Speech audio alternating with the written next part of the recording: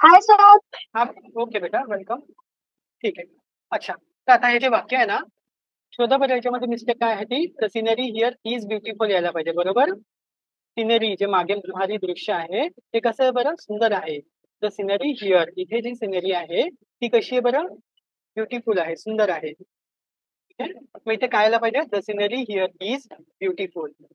The scenery here is beautiful. शाबाश बेटा the scenery here is beautiful असं यायला पाहिजे. इज यायला पाहिजे आजच्या ऐवजी. ठीक आहे ओके. Yes sir. अच्छा अजून एक वाक्य बघा. आता इथे काय लिहिलंय बरं the sceneries here are beautiful. आता सिनरी जे आहे ना तर सिनरी कसं असतं बरं सिनरी एकच आहे. सिनरीला आपण काउंट नाही करू शकत एक सिनरी दोन सिनरी असं बोलू नाही शकत. असं जर आपण समजा कॅमेरामधून बघतोय आणि आपण नुसतं अँगल फिरवलं तर सिनरी लगेच बदलत राहते अनकाउंटेबल आहे. मोजू नाही शकत एक सिनरी दोन सिनरी कारण कुठेही बघा सगळीच सिनरी असते. ठीक आहे तर आपण काय बोलायचंय द सिनरीज तर सिनरीज काढून टाकायचे. सिनरीज काढायचे त्याच्याऐवजी सिनरीज लिहायचे. म्हणजे वर जे लिहिलं होतं ना वाक्य the scenery here is beautiful तेच वाक्य परत राहणार. ठीक आहे आर निघून जाणार. Okay the scenery here is beautiful. इथे जी सिनरी आहे the scenery here is beautiful. हो the scenery here is beautiful. आणि इथे सुद्धा एकापेक्षा जास्त सिनरी असूच शकत नाही. एक बघा आणि सगळे कुठेही बघा सगळी सिनरीज असते त्यामुळे तेच वाक्य इथे सुद्धा येणार. The sceneries here are beautiful असं वाक्य येऊच शकत नाही. इथे सिनरीज रॉंग आहे आणि आर सुद्धा रॉंग आहे. ठीक आहे इथे यायला पाहिजे the scenery here is beautiful. ठीक आहे ओके. त्याच्यानंतर अजून एक वाक्य बघा बरं शी बॉट 2 ब्रेड्स. आता याच्यामध्ये काय रॉंग असू शकतं बरं इथे काय शी बॉट म्हणजे तिने खरेदी केलं 2 ब्रेड्स. आता आपण 2 स्लायसेस ऑफ ब्रेड म्हणजे आता ब्रेडचा पूर्ण मोठा घेतलेला असतो. आपण ब्रेडचं पॅकेट बघितलं ना तुम्ही त्या ब्रेडच्या पॅकेटमध्ये सगळे स्लायसेस करून ठेवलेले असतात बरोबर.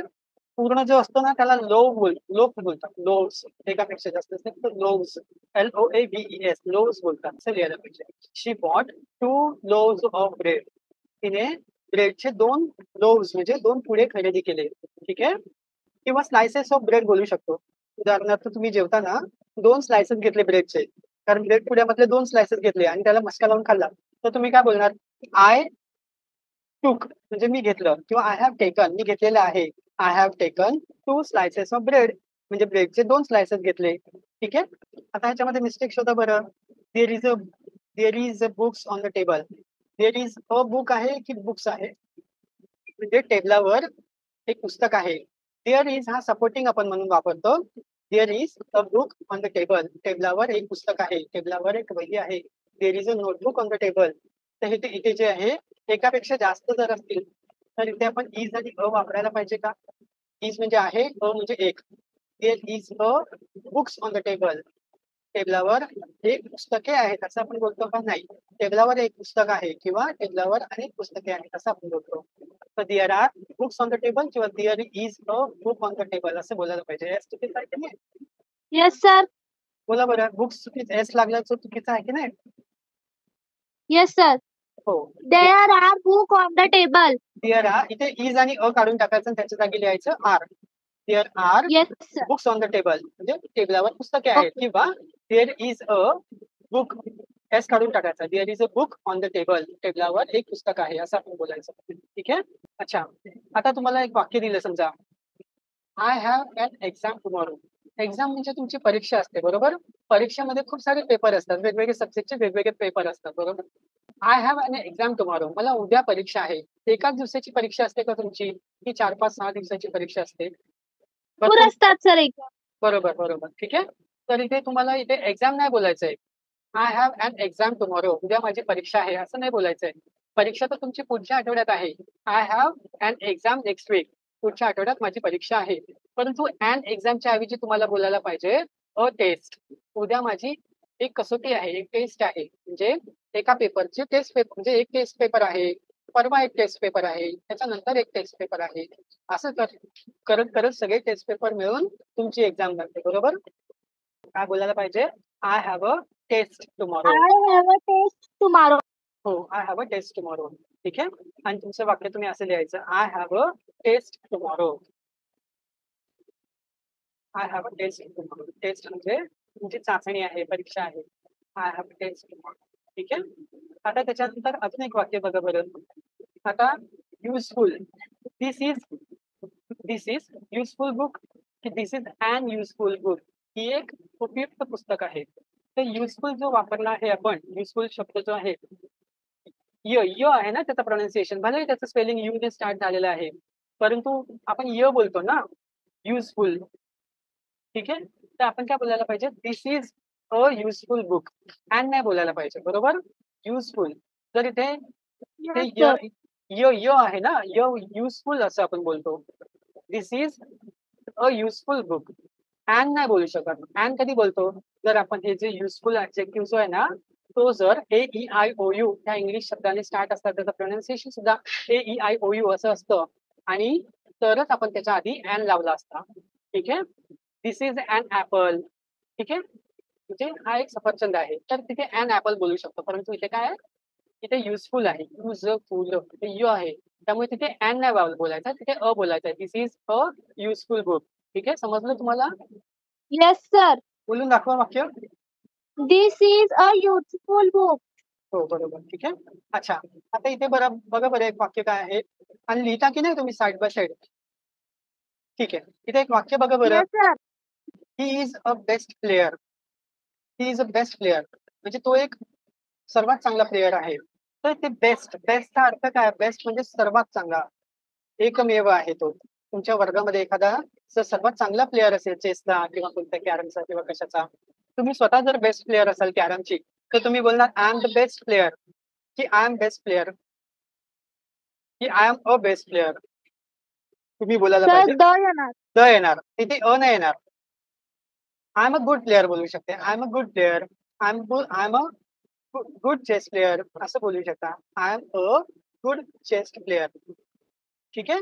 परंतु इथे इथे बेस्ट आला ना, तर त्याच्या आधी तुम्हाला दच वापरावा लागणार, कारण गुड, त्याच्यानंतर कंपॅरेटिव्ह मध्ये बेटर, आणि त्याच्यानंतर फायनली मध्ये बेस्ट म्हणजे सर्वोत्तम. तर तिथे द बेस्ट यायला पाहिजे कधी पण. ठीक आहे. He is the best player, तो सर्वोत्तम खेळाडू आहे. ठीक आहे. She is the best player, ती सर्वोत्तम खेळाडू आहे. I am the best player, मी सर्वोत्तम खेळाडू आहे. इथे द यायला पाहिजे, ए नाही यायला पाहिजे, बरोबर. Sir, मी सेंटेन्स बोलू. हा बोला. He is the best player. शाबास बेटा. हे ठीक आहे. आता इथे सुद्धा तेच आहे. He is an best player बोलायचं का, he is a best player बोलायचं का? नाही, he is the best player बोलायचं, बरोबर. ठीक आहे. ओके. आता अजून एक वाक्य बघा बरं. परत इथे तेच सेम आलंय, की आपण काय म्हटलं, we need some furnitures. Okay. तर फर्निचर आपण काउंट करू शकतो का? फर्निचर मोजता येतं का? आपण कपाटे मोजू शकतो, टेबल मोजू Sir. शकतो. Sir, ह्याच्यात S रॉंग आहे. बरोबर. इथे एस रॉंग आहे. हा एस नाही यायला पाहिजे. आपण बोललं पाहिजे we need some furniture. We need some furniture. आपल्याला थोड्या म्हणजे काही फर्निचरची गरज आहे. सम फर्निचर बोलू शकतो, मच फर्निचर बोलू शकतो, परंतु एस नाही बोलू शकत. फर्निचर्स, मेनी फर्निचर्स नाही बोलू शकत, आणि एस नाही लागू शकत. ठीक आहे. कारण हा अनकाउंटेबल आहे, हा मोजता येऊ शकत नाही. फर्निचर कसं सगळ्यांचा मिळून बनतो ना, त्याच्यामध्ये सगळंच येतं. ओके. ठीक आहे. अजून एक वाक्य बघा बरं. I have a free times. I have a free times, माझ्याकडे मोकळा वेळ आहे. तर इथे हा जो टाइम आहे ना, टाइम म्हणजे वेळ, त्याला आपण मोजू शकतो का बरं? टाइमचं आपण घड्याळ बनवलंय, परंतु टाइम किती आहे, तुमच्याकडे मोकळा वेळ किती आहे, त्याला आपण काउंट नाही करू शकत, की 10 मिनिटं मोकळा वेळ, 11 मिनिटं मोकळा नाही वेळ, असं बोलू नाही शकत आपण. वेळची आहे, त्याला अनकाउंटेबल आहे, त्याला मोजू नाही शकत. तुम्ही 2 मिनिटासाठी फ्री Sir, असू शकता. ह्याच्यामधला S रॉंग आहे. एस रॉंग आहे, आणि प्लस अजून एक रॉंग आहे. इथे अ नाही बोलायला पाहिजे. अचा अर्थ एक होतो. माझ्याकडे एक मोकळा टाइम आहे असं आपण बोलू शकतो का? नाही, माझ्याकडे मोकळा वेळ आहे. I have free time. इथे ए रॉंग आहे आणि एस पण रॉंग आहे. ठीक आहे. एस पण रॉंग आहे. आय हॅव फ्री टाइम, इथे ए आणि एस रॉंग आहे, बरोबर. तुम्ही वाक्य लिहायचं आणि पटापट ए ला काट मारायची, Yes, एस ला sir. काट मारायची, असं करा तुम्ही. ठीक आहे. अच्छा, आता अजून एक वाक्य बघा बघा बरं. She gave me a many books. तिने मला खूप सारी पुस्तकं दिली. एक आणि खूप सारी पुस्तके, याचा अर्थ जमतो का, मॅच होतो का सांगा बरं. शी गेव मी, तिने मला दिली. अ म्हणजे एक, मेनी म्हणजे अनेक. एक आणि अनेक पुस्तके दिली असं आपण बोलू शकतो का? दोघांपैकी काही एकच बोलणार ना. शी गेव मी अ बुक किंवा शी गेव मी मेनी बुक्स. तिने मला अनेक पुस्तके दिली किंवा तिने मला एक पुस्तक दिलं. शी गेव मी अ बुक किंवा शी गेव मी मेनी बुक्स. बरोबर की नाही? शी गेव मी अ म्हटलं तर इथे मेनी जाईल आणि एस पण जाईल. ठीक आहे, एस पण जाईल. Okay, she gave me a book होईल. आणि समजा शी गेव मी मेनी बुक्स पाहिजे असेल तर मग ए जाईल फक्त आणि शी गेव मी मेनी बुक्स. तिने मला खूप सारी पुस्तके दिली. ठीक आहे. आता इथे बघा, ही हॅज अ हाय होप्स. आता होप्स म्हणजे काय? होप म्हणजे आशा, अपेक्षा. आपल्याला आशा असते. आता तुम्हाला प्रत्येकांना म्हणजे आता आपल्याला आशा आहे की नाही की मला चांगले मार्क्स मिळतील, आहे की नाही? मला दिवाळीला चांगले कपडे मिळतील, मला चांगले मार्क्स मिळवायचे, चांगला अमेरिकेत जॉब मिळवायचा, असं काहीतरी आशा असेल की नाही? किंवा एअर हॉस्टेस व्हायचंय अशी आशा असेल की नाही? किंवा पायलट व्हायचंय. Yes, बरोबर. sir. I have high hopes. मला खूप जास्त आशा आहेत. मला खूप उच्च अशा आशा आहेत. I have high hopes. तर इथे जो लागला ना तो चुकीचा आहे. कारण होप्स म्हणजे एकापेक्षा जास्त आशा आहेत. तर तिथे ए जो लिहिलाय तो चुकीचा आहे. बरोबर. ए ला कट करायचं म्हणजे हेच वाक्य लिहायचंय पण ए काढून टाकायचं. ए ला कट करायचं. ठीक आहे. आता इथे ओळखा बरं. इथे जसं ए ला कट केलं तसंच एन ला पण कट करायचंय. He has high hopes. त्याला खूप जास्त आशा आहेत. त्याला खूप उच्च आशा आहेत. ठीक आहे. ते एन कट करायचंय. बरोबर. अच्छा. आता इथे Yes, मगाशी हे वाक्यामध्ये सुद्धा बरं काय मिस्टेक आहे? ही इज द sir, ह्याच्यामध्ये ए रॉंग आहे. हे रॉंग आहे. बरोबर. दिस इज द बेस्ट ऑप्शन. हा सर्वात मोठा चांगला ऑप्शन आहे. हा सर्वात मोठा ऑप्शन म्हणजे तुम्हाला पर्याय दिलेला आहे. This is the best option which I like. मला जो आवडतो हा सर्वात चांगला ऑप्शन आहे. ठीक आहे. This is the best gift which I have ever received.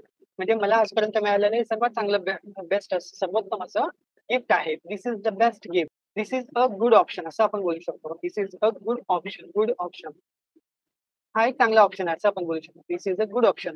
परंतु बेस्ट ऑप्शन असेल तर this is the best option. बरोबर. Yes, sir. ओके. आता तुमच्या वर्गामध्ये सर्वात टॉलेस्ट मुलगी कोण आहे बरं? Sir, ह्याच्यामध्ये एन रॉंग आहे. बरोबर. तर ॲन रॉंग आहे. का बरं? ती काय टॉलेस्ट आहे ना, tallest. She is the tallest girl in the class. ती वर्गातली सर्वात उंच मुलगी आहे. She is the tallest. तिथे अ टॉलेस्ट नाही बोलू शकत. नंतर 3-4 मुली आहेत. त्यातली एक मुलगी आहे. तर she is a tall girl in the class. वर्गातली ती एक उंच मुलगी आहे असं आपण बोलू शकतो. तर स्वतःच टॉलेस्ट मुलगी आहे वर्गातली. तर तुम्ही बोलू शकता I am the tallest girl in the class. I am the tallest girl in the class. I am the tallest girl in the class. अच्छा. तुमच्या वर्गात तुम्हीच सर्वात जास्त अशी उंची असलेली मुलगी आहे. बरोबर. ओके. नेक्स्ट वाक्य बघा बरं. They they are they are good friends. म्हणजे एकापेक्षा जास्त फ्रेंड्स आहेत ना.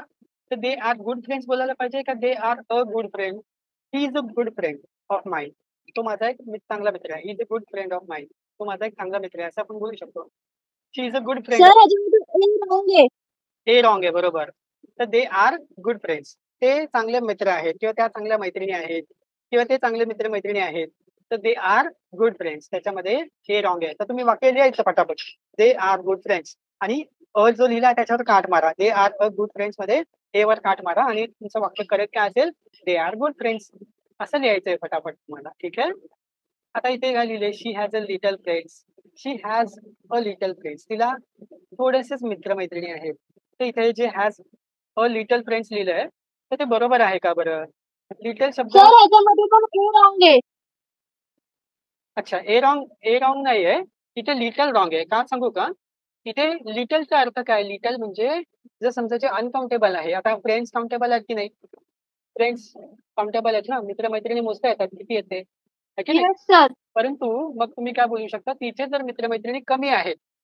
तुमचे मित्र-मैत्रिणी जास्त आहेत. तुमचे खूप सारे मित्र-मैत्रिणी आहेत. तुम्ही म्हटले की दे आर गुड फ्रेंड्स. ते चांगले मित्र-मैत्रिणी आहेत. I have many friends. माझे खूप सारे मित्र-मैत्रिणी आहेत.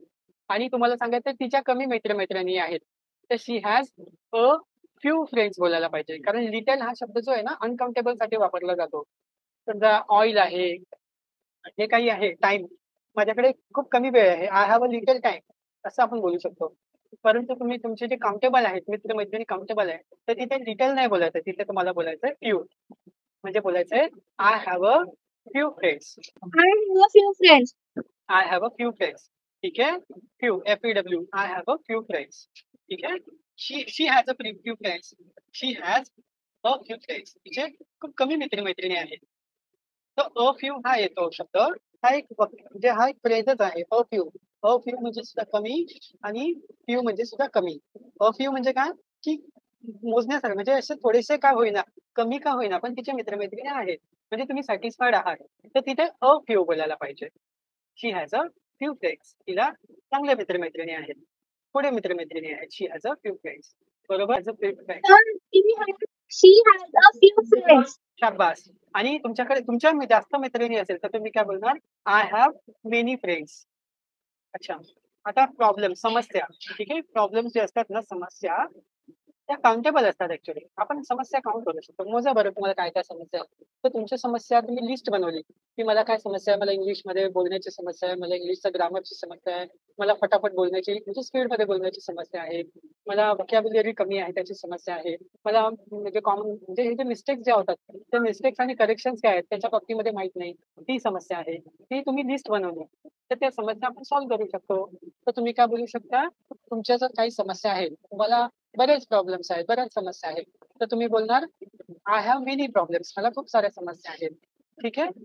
किंवा देअर आर मेनी प्रॉब्लेम्स. समजा तुमच्या शाळेमध्ये गेलं तर तिथे खूप सारे प्रॉब्लेम्स तुम्हाला म्हणजे मिळतात, की खूप साऱ्या पिरियड ऑफ जातो किंवा तुमच्या मॅडम तुम्हाला शिकवायला जातात, शिक्षक शिकवायला जातात, परंतु गोंधळ होतो, नीट शिकून देत नाहीत, काही ना काहीतरी गडबड गोंधळ असतो.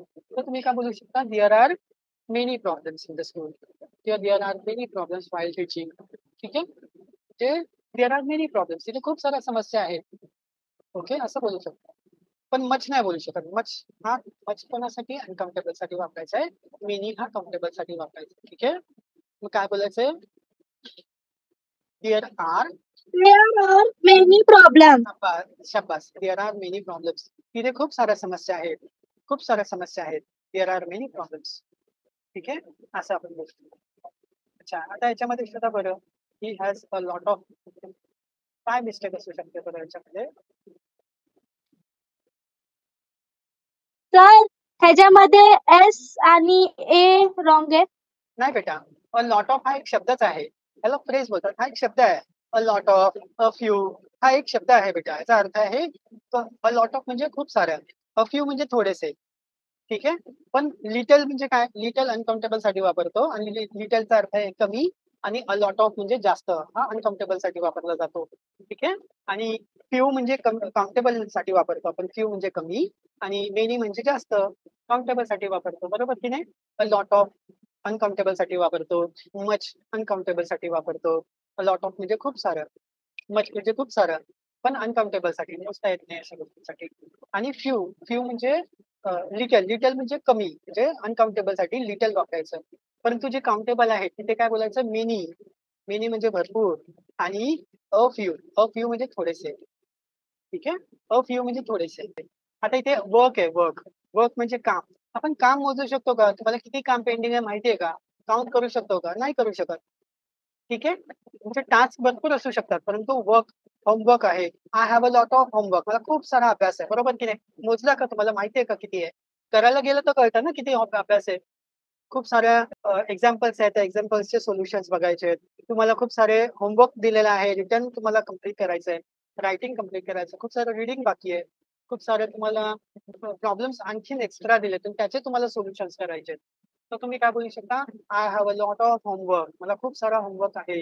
किंवा तुमच्या मम्मी घरामध्ये बोलतील, त्यांना धुणं धुवायचंय, भांडी धुवायचे, जेवण बनवायचंय, खूप सारी कामं आहेत. तर त्या काय बोलणार, I have a lot of work. तुमचे पप्पा ऑफिसमध्ये असतील, त्यांना खूप सारे काम आहेत. अचानक किती फाईल पाठवल्या, काय पाठवलं त्यांना माहित नाही, काउंट नाही करू शकत. पण त्यांना माहिती आहे की भरपूर काहीतरी काम दिलेलं आहे. मग त्या सगळा डेटा बनवा, खूप सारा वेळ जातो त्याच्यामध्ये, त्यामुळे ती मोजू नाही शकत. तर तिथे एस चुकीचं आहे.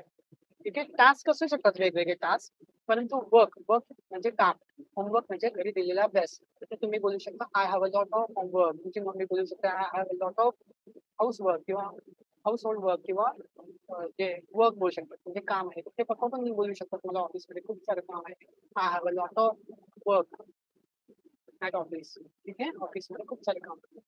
ह्याचं मग सेंटेन्स असं येणार ना, ही has a lot of work. शाबास बेटा. ही has a lot of work. ह्याच्यात एस काढायचा ना. काढायचा फक्त. तुम्ही सेम वाक्य लिहा, फक्त एसला काट मारा. ठीक आहे. He has a lot yes sir. Of work. त्याला खूप सारं काम आहे. She has a lot of work. तिला खूप सारं काम आहे. I have a lot of work. मला खूप सारं काम आहे. I have a lot of work. मला खूप सारं काम आहे. ठीक आहे. आता याच्यामध्ये शोधा बरं काय आहे. She is a very best friend. She is a very best friend बोलायची काय गरज आहे का? She is a good friend. ती चांगली मैत्रीण आहे. She is the best friend. ही सर्वोत्तम मैत्रीण आहे.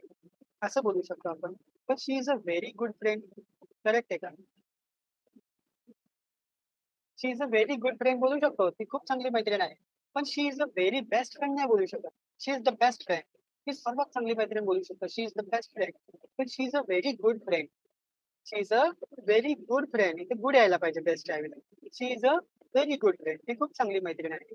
She is a very good sister. She is a very good sister. ती खूप चांगली बहीण आहे. He is a very good brother. तो खूप चांगला भाऊ आहे. He is a very cute brother. तो खूप चांगला गोड असा भाऊ आहे.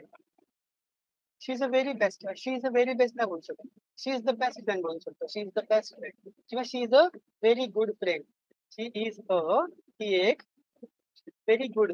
खूप चांगली मैत्रीण आहे. She is a very good friend. ते इथे गुड यायला पाहिजे, बेस्ट नाही यायला पाहिजे. बरोबर की नाही का? अच्छा ठीक आहे. नेक्स्ट वाक्य बघूया. समजा आपल्याला एक वाक्य आहे. परत तेच वाक्य. He gave me and advices. Advice सल्ला जो अनकम्फर्टेबल आहे ना, तिथे अँड आणि एस ची गरज आहे का? ही गेव मी ऍडवाइस. ही गेव मी ऍडवाइस. त्याने मला सल्ला दिला. शी गेव मी ऍडवाइस. तिने मला सल्ला दिला. My father gave me advice. माझ्या वडिलांनी मला सल्ला दिला. पण माय फादर गेव मी अँड ऍडवाइसेस चुकीचं आहे ना. अँड ऍडवाइस बोलणं पण चुकीचं आहे आणि ऍडवाइसेस पण चुकीचं आहे. ऍडवाइस म्हणजे सल्ला अनकाउंटेबल आहे. माय फादर गेव मी ऍडवाइस. माझ्या वडिलांनी मला सल्ला किंवा सल्ले एकच आहे. ऍडवाइस कधीच प्लुरल जरी असला तरी ऍडवाइसच असतो. ऍडवाइसचा प्लुरल ऍडवाइस. कारण आपण काउंट नाही करू शकत, अनकाउंटेबल आहे. इथे अँड बोलायची काही गरज नाही. अँड म्हणजे एक. ठीक आहे. आणि अनकाउंटेबल असेल तर तिथे ए आणि अँड वापरायचंच नसतं. She gave me a piece of advice बोलू शकतो. She give me advice. तिने मला सल्ला दिला. My father give me advice. माझ्या वडिलांनी मला सल्ला दिला. अँड आणि एस चुकीचा आहे. बरोबर की नाही बेटा? Yes, sir.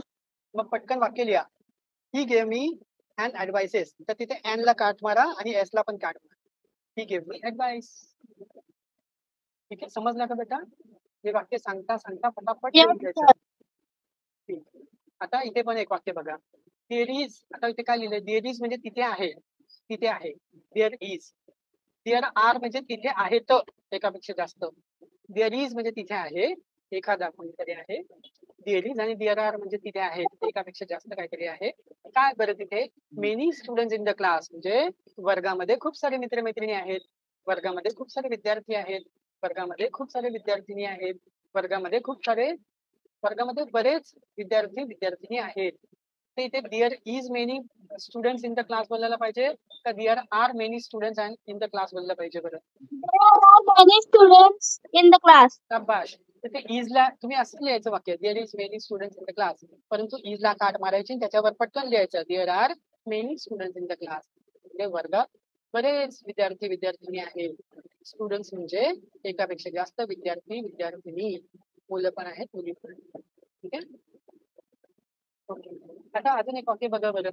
She gave me an information. She gave me an information. तिने मला एक माहिती दिली. She gave me an information. Information uncountable आहे. तर तिथे इन्फॉर्मेशन तुम्ही मोजू नाही शकत. कमी जास्त किती असू शकते, अनकाउंटेबल असू शकते. त्यामुळे अँड जो लिहिलं करेक्ट आहे का बेटा? अँड म्हणजे एक, ए म्हणजे पण एक, अँड म्हणजे पण एक, वन म्हणजे पण एक. एक इन्फॉर्मेशन दिली असं आपण बोलू नाही शकत. तिने मला एक माहिती दिली असं आपण कधी बोलत. शी गेव मी इन्फॉर्मेशन. तिने मला माहिती दिली. She gave me information. ठीक आहे. तर अँड इन्फॉर्मेशन आपण बोलतो का बेटा? अँड चुकीचं आहे की बरोबर आहे? कसं वाक्य यायला पाहिजे? She gave me information. She gave me information. शाबाश. तिथे वाक्य कंप्लीट पटापट लिहून घ्यायचं. शी गेव मी अन इन्फॉर्मेशन आणि अँडला काट मारायची. शी गेव मी इन्फॉर्मेशन आणि जी लिहिलेली वाक्य ती 10 वेळा वाचायची. म्हणजे तुमचे ग्रामर मिस्टेक्स होणार नाही. तुम्हाला बोलण्याचा कॉन्फिडन्स येईल. अशी आपण हजारो वाक्य करणार आहोत. किंवा मी तुम्हाला रेकॉर्डेड व्हिडिओ सुद्धा देऊ शकतो की जेणेकरून तुम्ही तुमची प्रॅक्टिस करू शकता. आपण काहीतरी उपाययोजना करूया. ओके. ठीक आहे. परंतु ह्याच्यावर आपल्याला काम करायचं रोज किंवा जसं जमेल तसं आठवड्यात असेल 2-3 तास वगैरे किंवा रोज. ठीक आहे. परंतु काम कंटिन्यूस करायचं असतं बेटा. ओके. ठीक आहे. अच्छा अजून एक वाक्य आहे बरं. शी गिव्ह मी अन इन्फॉर्मेशन. ते इथे एस जो लागलाय तो करेक्ट आहे का? अँड जो लागलाय करेक्ट आहे का? तिने मला एक माहित्या दिल्या असं बोलू शकतो का? नाही. इन्फॉर्मेशन म्हणजे माहिती एक असेल किंवा अनेक असेल, सिंग्युलर प्लुरल दोन्ही असतात. म्हणजे इन्फॉर्मेशन हा जो अनकाउंटेबल नाउन आहे, ॲब्स्ट्रॅक्ट नाउन आहे, तो कधीच जो प्लुरल नसतो, ते इन्फॉर्मेशन आपण मोजू नाही शकत. तर त्याला आपण इन्फॉर्मेशन एस नाही लावू शकत आणि ॲन इन्फॉर्मेशन असं पण नाही बोलू शकत. ॲन इन्फॉर्मेशन पण नाही बोलू शकत. तिने मला एक माहिती दिली असं नाही बोलू शकत. शी गेव मी इन्फॉर्मेशन. तिथे ॲन आणि एस जो लागलाय तो चुकीचा आहे बेटा. ठीक आहे. ॲन काढून टाकायचा, एस काढून टाकायचा किंवा पटकन वाक्य लिहायचं. शी गेव मी ॲन इन्फॉर्मेशन आणि ॲनला काट मारायची आणि एसला सुद्धा काट मारायची. तर वाक्य आणि बोलायचं मोठ्याने वाक्य. She gave me information. She gave me He information. gave me information. She gave me information. तिने मला माहिती दिली. She gave me information. ठीक आहे. प्रोनाउन्सिएशन नंतर मी तुम्हाला परत एकदा शिकवेल. परंतु आता तुम्ही बोला शी गेव मी इन्फॉर्मेशन. तर एक वाक्य बघा. I saw a cows. I saw a cow in the field. मी शेतामध्ये तिथे एक गाय बघितली. परंतु अनेक असतील तर अ काऊज नाही बोलू शकत. I saw काऊज in the field असं बोलायला पाहिजे. अ काऊ किंवा I saw काऊज in the field.